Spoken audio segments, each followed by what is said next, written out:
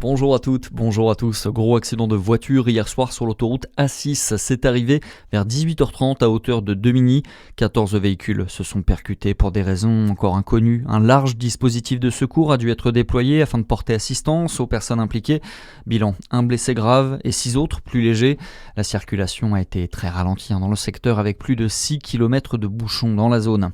Levée de boucliers pour 2 associations environnementales dans le Jura. France Nature Environnement et Serre Vivante ont déposé un recours en justice pour s'opposer au projet de développement de l'aéroport Dole-Jura. Un projet qu'elles jugent coûteux, inutile et polluant, mais surtout nocif pour l'environnement alors que plusieurs puits de captage d'eau potable se situent à proximité directe de l'aéroport. Le tribunal administratif a été saisi. Et en parallèle, on a appris hier que la compagnie Ryanair maintient ses vols au départ de Dole l'an prochain. Annonce du gestionnaire à l'heure où la compagnie low-cost irlandaise a tendance à fermer des liaisons aériennes. Dans le reste de l'actualité, c'est le couperet que tout le secteur du bâtiment redoutait. MaPrimeRénov' sera officiellement suspendue dès le 1er janvier. Le ministre du Logement a confirmé la fermeture du guichet faute de budget voté. Une décision qui gèle immédiatement les financements pour les nouveaux chantiers. Un nouveau choc pour les artisans qui n'ont plus aucune visibilité.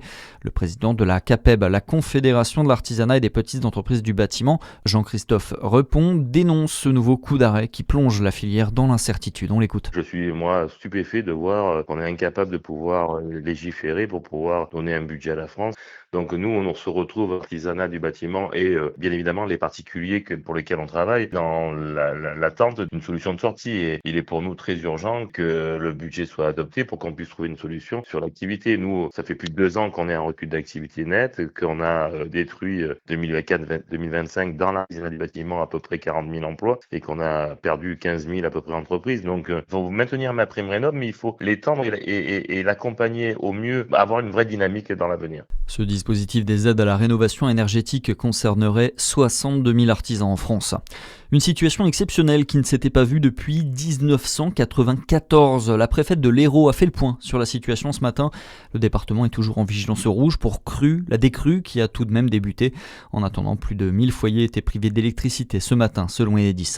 Retour dans le Jura, à Lons-le-Saunier, où la ville espère pouvoir compter sur les amoureux du patrimoine alors que les travaux de rénovation des grilles de l'Hôtel-Dieu doivent démarrer début 2026. Une collecte de dons est en projet.